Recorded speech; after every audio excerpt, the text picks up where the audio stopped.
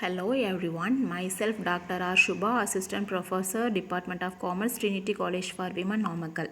Now we are going to see the topic about business communication. First, we are going to see the meaning of business communication.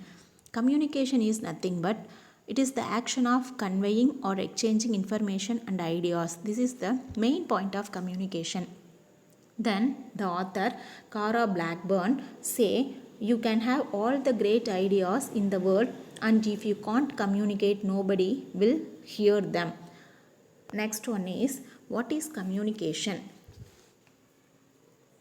The word communication is derived from the Latin word communico, which means to share. It is the act of sharing or importing a share of anything. Communication is the exchange of thoughts, messages, or information by speech, visuals, signals, then writings, or behavior.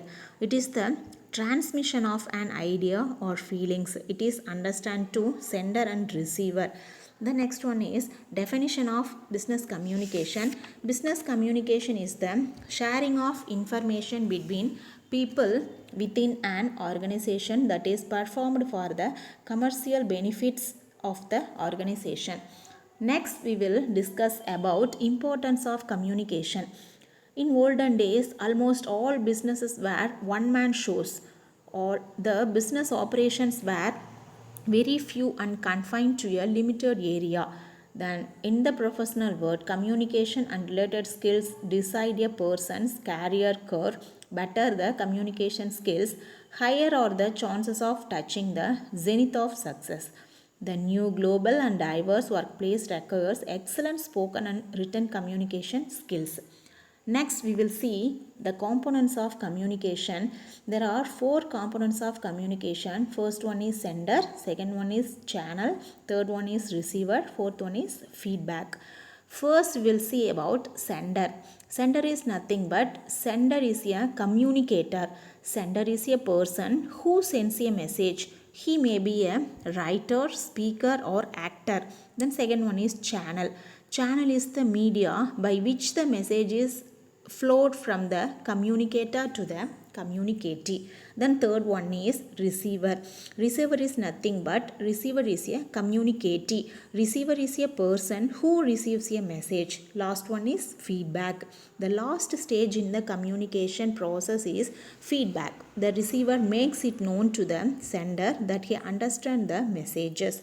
Then next we will see about objectives of communication. There are 8 objectives of communication. First one is conveying the right message, coordination of effort, good industry relations, development of managerial skills, to send message, to receive message, to promote, to inform. First we will see about conveying the right message.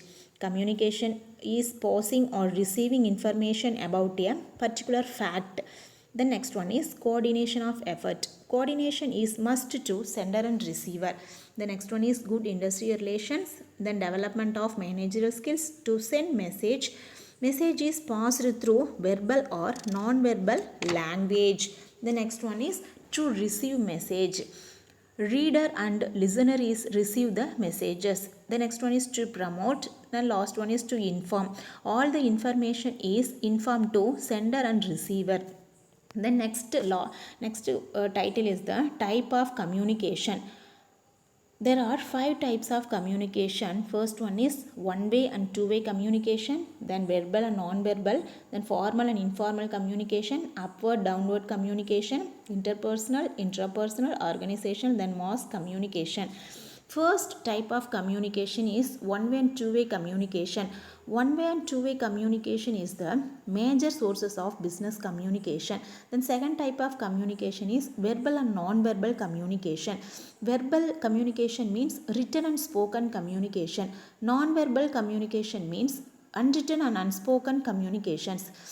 Third types of communication is formal and informal communication. Formal communication is usually speaking communication. Then informal communication is usually oral and may be conveyed by simple matters. Then fourth one is upward and downward communication. Upward communication is flows from the subordinates to the top management. Downward communication moves from the top to the bottom. Next we will see about the last question is barriers to communication. There are four types of barriers to communication. First one is physical barriers, second one is psychological barriers, third one is semantic blocks or language barriers, fourth one is organizational barriers. First one is physical barriers. Physical barriers can be natural or human made and is easy to spot.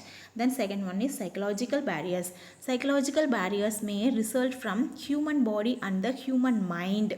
Then semantic or language barriers means as the basis for the communication. Then last one is organizational barriers. If the organizational policies, rules and procedures are not clear, smooth flow of communication cannot be ensured. These all are barriers to communications. Thank you for watching.